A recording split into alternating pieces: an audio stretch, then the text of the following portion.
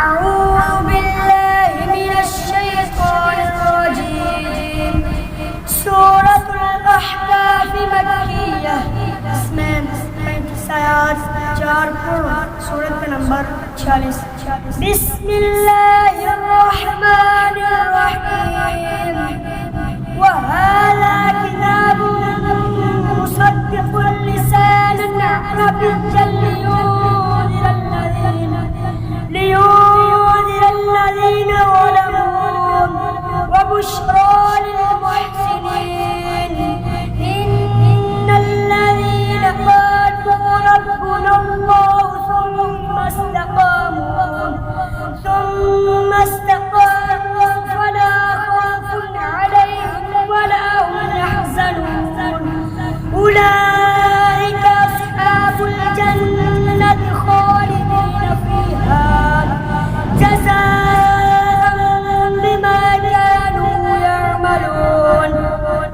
ووصينا الإنسان بوالديه إحسانا حملته أمه كرها ووضعته كرها وحمله وفصاله 30 شهرا حتى إذا بلغ أشده وبلغ 40 سنة قال رب أوزعني أن أشكر نعمتك التي أنعمت علي وعلى والدي وأن أعمل صالحا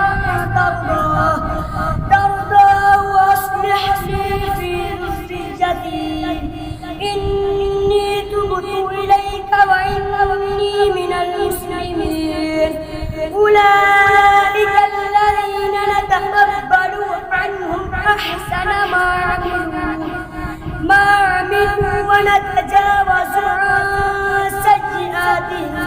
عن سيئاتهم في أصحاب الجنة. وعد الصدق الذي كانوا يوعدون. قال لوالديه اغفر لكما